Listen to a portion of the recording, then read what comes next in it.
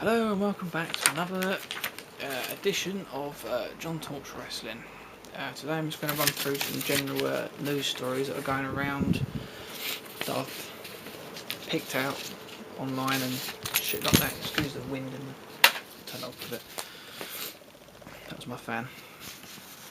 Right, so I picked out some news stories or general things going around on the internet.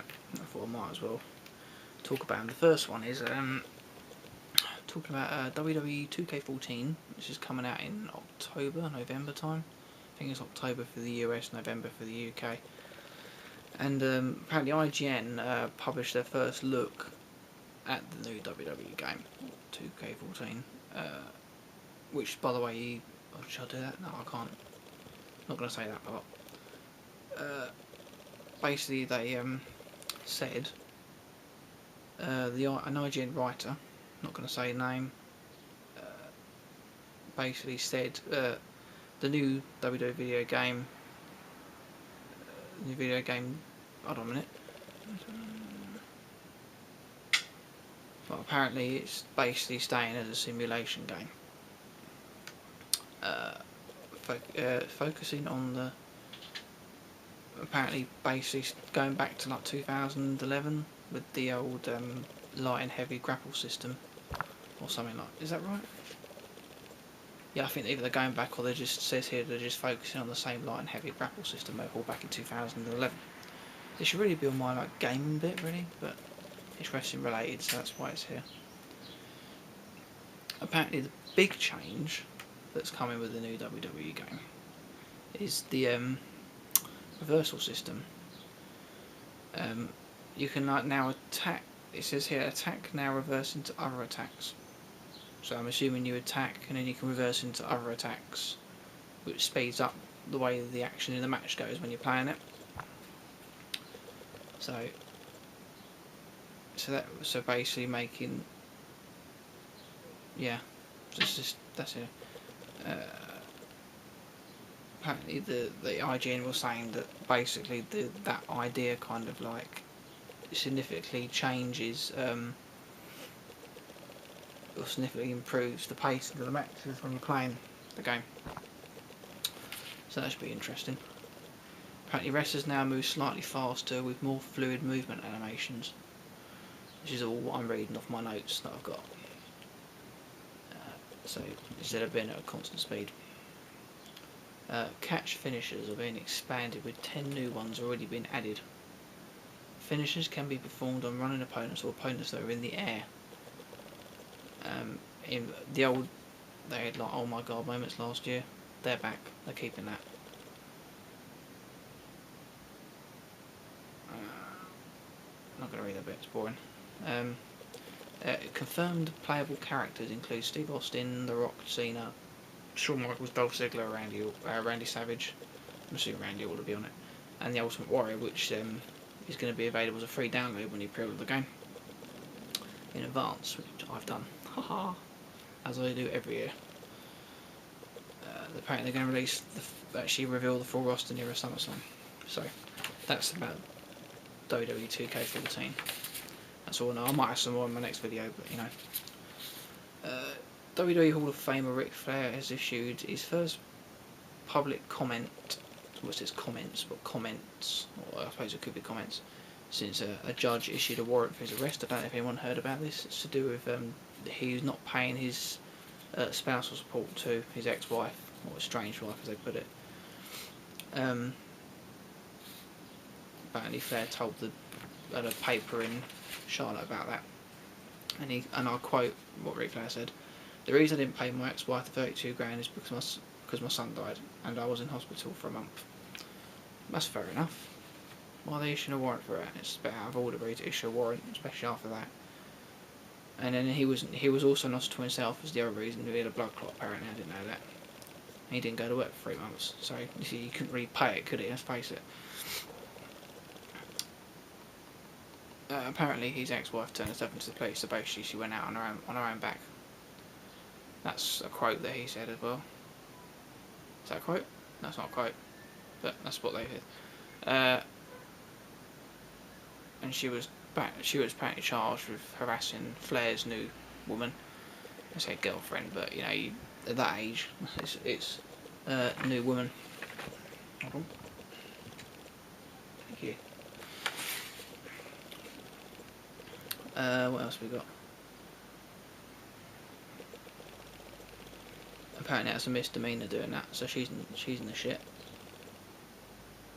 Apparently her lawyer said, "Oh, the allegations are unfounded and outlandish," which means basically a load of rubbish. But Ric Flair quoted, "My girlfriend Wendy Kidder is the mother of 4 and has 50 texts and 5 phone voicemail messages from my ex-wife." He said they didn't. That was him quoting that. This is going to be quoting again. They didn't give Wendy a warrant for arrest without looking at all of that stuff. So here we go. So that was on that matter. You know, Ric Flair's had a real tough time recently. Such a shame. Poor guy. He needs to settle down. He's too old to be doing wrestling. No offence, Rick, but you are. You know, manage some newer guys like you were doing with AJ Styles. Manage the Miz, make him better, or make him up the top. That would be good. Former WWE superstar MVP discussed wanting to return to wrestling in the United States rather sooner than later. And he quotes, "If I did return to wrestling the stage, which I most likely will, the clock is running down." He told the Sun in the UK this, by the way, so yeah, people in the UK know what that paper is. He said, "I'm 40 in October, I started training when I was 27, I signed with WWE when I was 31, but I don't have the wear and tear that most guys my age have. I've got some time left." So he's basically saying that, you know, he's 40, but fuck it, I don't care. So, yeah, I don't know really of MVP, I don't have an opinion on MVP. You know, I suppose what he done previously in his life in prison and shit, you know, fair play to him. Booker T done the same thing, so might be interesting to see him back. It depends if WWE want him back, what they give him creative wise. So our camera's a bit out of focus. It's a bit better. It depends what they give him creative wise, really. I've got sunglasses on top of my head actually. Just try and move his camera a bit. That's a bit better. I can see my face a bit better now. Right, now there's all this crap going on with TNA lately. Well, apparently it was confirmed, or the other day this was, because I've been picking all this news up for days and that, so I'm kind of a bit back on it. Yeah, apparently TNA confirmed they did release Bruce Pritchard from his job as Senior Vice President of Programming and Talent Relations, which is basically kind of what Jim Ross does, but I don't think Jim Ross does the programming part. Apparently he held that position since October 2011. Apparently he was asked to restructure his contract but decided that he wasn't going to, so they sacked him. Apparently some people in TNA blame Pritchard for the recent issues with contracts expiring and wrestlers getting released and all that kind of thing. So that's him gone from TNA. Bye Bruce Pritchard. Right, is this the next bit of information I've got on my... Yeah. Okay, right, so Hornswoggle, as you know, the little leprechaun guy, revealed on Twitter that he's suffering a broken arm while filming the new Leprechaun movie. He broke his arm, apparently. Did I say that the first time? He suffered a broken arm. As he quoted on Twitter, "Proved today that breaking my arm won't stop us from making an amazing movie. At WWE Studios Leprechaun Origins." Basically, he's making a film called Leprechaun Origins and he's broken his arm. Hope you get better soon, Hornswoggle. Well, the arm gets better anyway, not you. Well, yeah, okay. Yeah, so that's fair play. My throat is really croaky today. Right, back to TNA again. We've gone from WWE to TNA to WWE. Whatever. TNA released the following statement on Bruce Pritchard's departure, and quoting TNA. "Nashville, Tennessee, July 18th, 2013. TNA's parted ways with Senior Vice President of Programming and Talent Relations, Bruce Pritchard."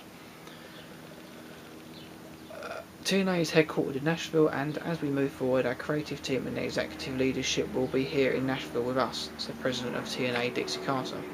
Bruce's dedication and passion for TNA and Impact Wrestling will be missed, and we thank him for the incredible work he has done for us. We wish him all the very best. And D'Lo Brown, he was another guy that got released, if you didn't know that. He tweeted about his departure. He said, he quoted, I think this is on, yes, tweets, that's Twitter, I guess it's time, and he quoted this, I guess it's time to address the rumours surrounding me over the last few days. It is true that my employment with TNA has come to an end. I consider myself fortunate to have worked so closely with some of the best up and coming talent in the business. I also have the privilege to work closely with some of the greatest this industry has produced. I've also had the privilege of working with some of the greatest people in the industry. He carried on to say, I can tell you this for sure, I will miss sharing a locker room with some of the most genuine men and women in the business. You know who you are, brackets, that I have been around. I want to say thank you for the many fans that have shown me support over the years. I'll keep everyone updated on what my future plans are, so might see him back in WWE on the creative side, you never know, or in the back, helping out, whatever. He said basically in the meantime, he's looking to be booked. I'm not going to say anything about that. And we're going to carry on more TNA news. TNA is really hitting the news thing at the moment. There's a lot on TNA at the moment, not a lot on WWE. I can really give you, I might do a full video on WWE news next time. Inside the Rope spoke with Luke Gallows following his release from TNA Wrestling. Here are some of the highlights from the interview. I'm not going to read all this because this is actually going to take fucking ages. Why he left TNA. He said, basically, I think there are big plans for me going forward, and part of me thinks it's a shame that we didn't get to go on that route, but the decision was a mutual thing and strictly a business decision. So basically, what they were going to do wasn't going to work out for them business-wise. They changed their minds. Basically, enjoyed being with TNA.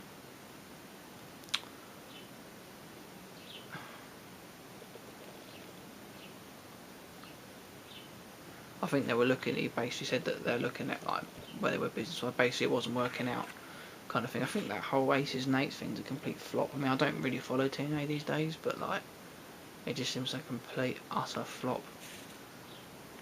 They got the thing with TNA is they have a big thing with doing. They have, I don't know if they still have. They used to have Vince Russo in charge, and he's an absolute prat. He has a big thing with doing like stable storylines, and it just ruins companies doing that. I mean, didn't you learn anything from WCW?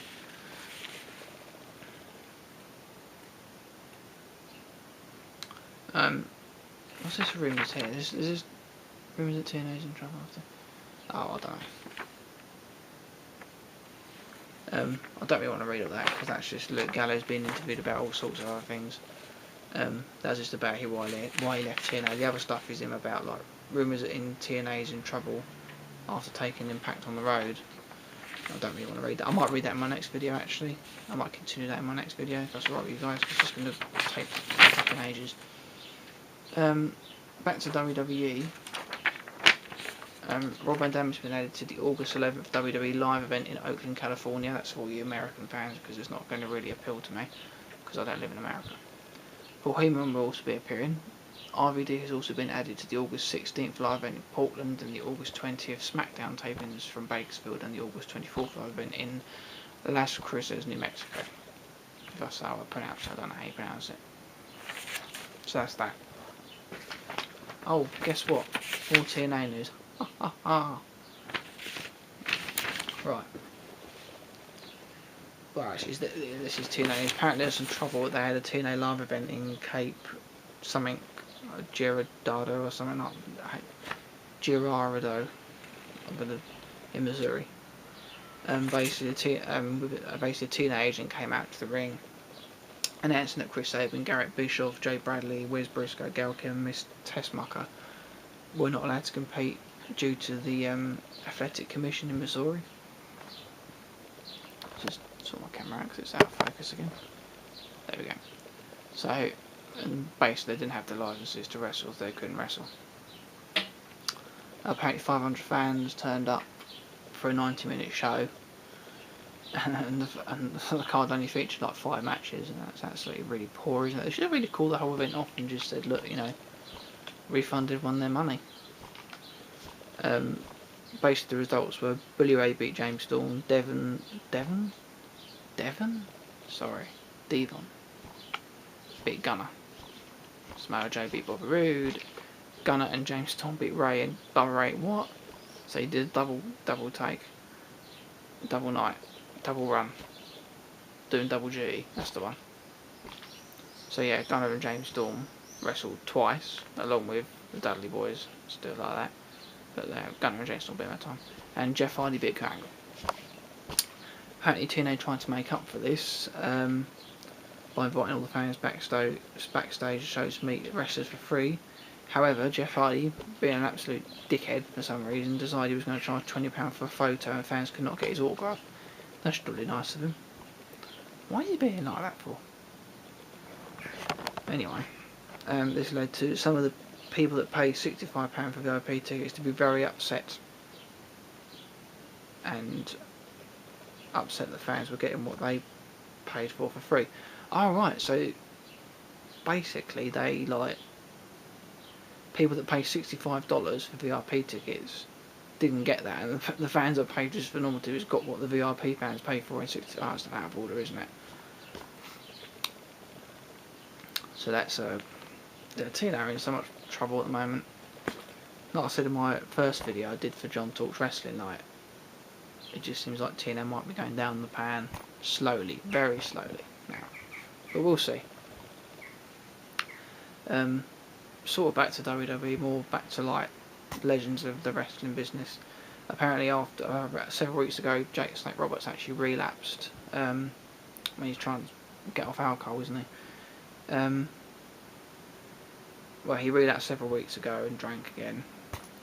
Apparently he's now saying that he's moving on, so he's obviously not happy with what he's done. He has gone now 33 days completely sober.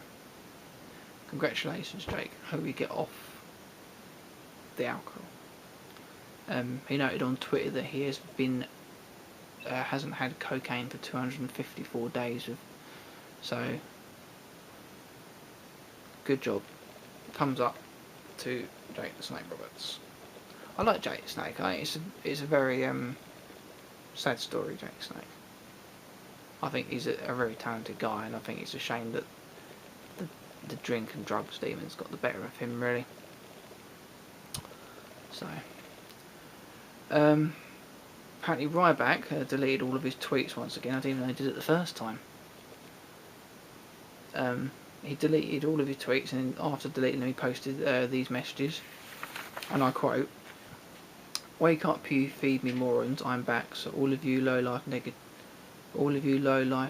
thought producing waste of space have a hero to tell you how much you suck." Okay, and I quote again, Ryback's tweet, "Pathetic complainers, if I sat around and was miserable, I too would just critic everyone else in the world who ruled. Hashtag feed me morons." Is this like part of his character, or is this him being a dick in general? And this, it says here, like, this is another quote, another tweet I'm going to quote, like, "Negativity towards me will be blocked. If you cannot handle the truth, just get lost. Those who want it, come get it, and the big guy gets his way." This sounds a bit like what was going on the other day. I was on Twitter the other day, like, just like, in general, just on it, kind of thing. I just had it on in case I wanted to tweet something.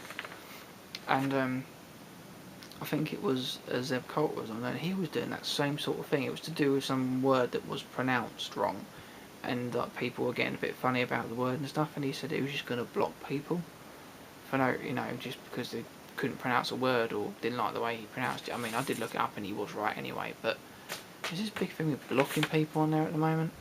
Why they got to just do that? Crazy, man. Right, 2 more stories to run by in this edition of John Talks Wrestling. Former WWE diva Karma noted on Twitter, and I quote, "Preparing for a fun return to television." Is Karma coming back? Is she going to come back as Karma, or is she going to come back with Awesome Kong in TNA? Is that what she's going to do? Either that or Karma. judging by the way TNA is going at the moment, I would think her best bet would be WWE. That's Karma. Personal preference. That's what I feel anyway. Right, the final story. I don't know if people, fans of Ricardo Rodriguez will be happy to know that he will be returning from his suspension after failing was it a drugs test he failed? I believe I read. Failed a drugs test. He'll be back on the August 5th Raw in Green Bay, which is that's like next Monday, isn't it, or something? But he's eligible to return on August 1st, but obviously like there's not going to be any shows on that he's going to be on the card, so he's going to be back on the August 5th Raw properly. Oh, that's why, yeah, because WWE is holding events in South Africa and China, so we can't appear on those shows.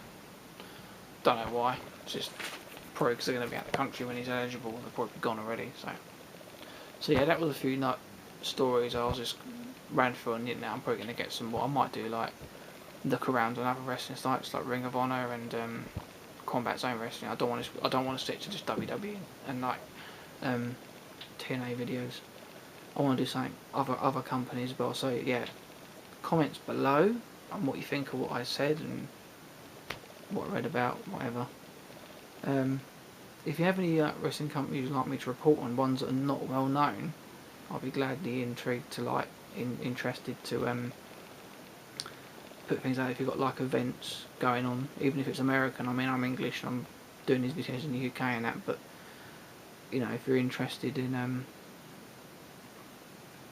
putting some wrestling companies in there that I don't know about, and you have some events you want to advertise, or you know, whatever, any news, whatever, I'm glad you do it. I don't want to stick to just, you know, the same companies over and over again. You know, it's making videos more intriguing. Anyway, comments below. Hope you enjoyed this edition of John Talks Wrestling. I'll see you guys in the next video. Thank you for watching. Ta-ta for now.